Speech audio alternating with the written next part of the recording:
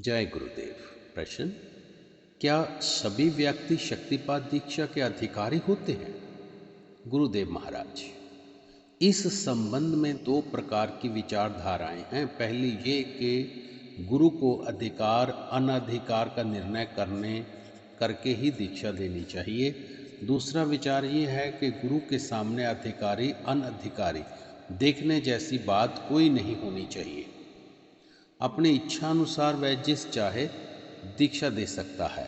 यदि अनधिकारी शिष्य को भी दीक्षा दे दी गई तो शक्ति जागृत होने के पश्चात सर्वप्रथम उसका चित्त शुद्ध करने का कार्य संपादित करेगी, अर्थात शिष्य का अधिकार स्थापित कर उसकी उन्नति के लिए अग्रसर होती है। दोनों प्रकार की विचारधाराएं अपनी अपनी जगह ठीक हैं। शक्तिपात दीक्षा ग्रहण करने के लिए किसी अधिकार की आवश्यकता नहीं, किंतु इसमें स्वयं निर्माण हेतु उदासीन नहीं हो जाना चाहिए।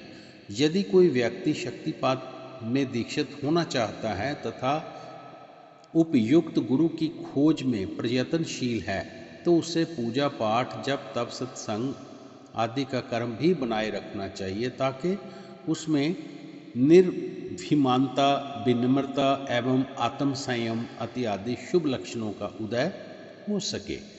वैसे तो ये अलग बात है कि जिन लोगों को दीक्षा प्राप्त हो चुकी है वे अपने आप को अधिकारी और अन्य सब अधीक्षक व्यक्ति को अनधिकारी मानते हैं।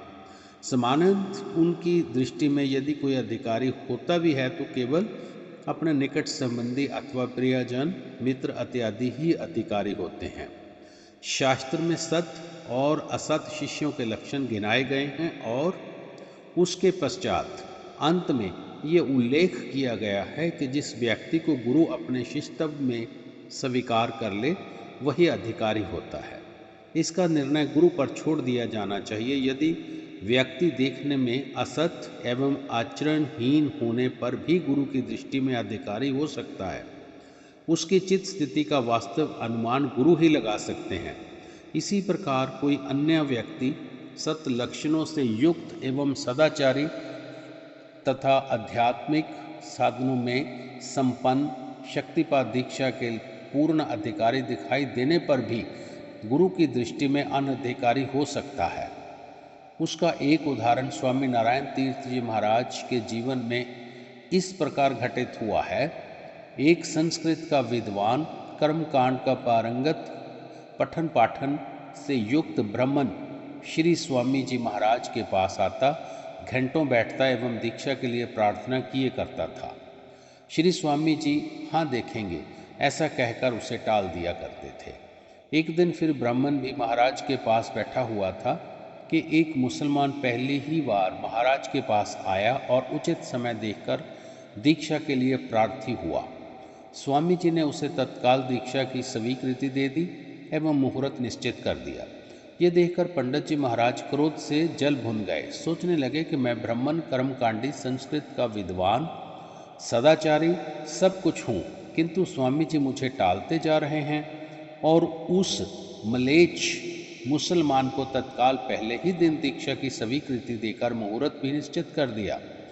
ये पक्षपात नहीं तो क्या है, और ये मेरे साथ अन्याय नहीं तो क्या है। मुसलमान भाई के जाने के पश्चात पंडित जी ने स्वामी जी से अपने मनोभाव उक्त अनुसार प्रकट किया। ये सुनकर श्री स्वामी जी महाराज मुस्कुरा दिए और बोले, जिसके घर में बिजली की तार खींचा हो, बल्ब लगे हों, उसी के घर में बिजली का प्रवाह कनेक्शन देने से प्रकाश होगा। तुम तो अभी अपने पांडित्य, कर्मकांड तथा सदाचार के अभिमान की कालिमा से अपने आप को अंधेरे में ही रखे हुए हो। फिर शक्तिपात की दीक्षा देने से भी तुम्हारी हृदय गुहा कैसे प्रकाशित हो सकती है। इस दृष्टांत से ये परिलक्षित होता है कि साधारण हम अपने चित्त की स्थिति को समझ नहीं पाते।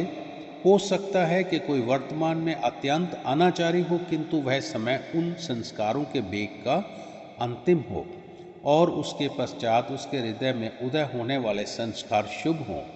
ये भी हो सकता है कि इस समय कोई व्यक्ति महापुरुष बना बैठा हो, किंतु उसके चित्त में काम, क्रोध, लोभ, मोह की ज्वालाएं धधक रही हो, पात्रता संबंधी निर्णय गुरु पर ही छोड़ देना उचित प्रतीत होता है। जय गुरुदेव।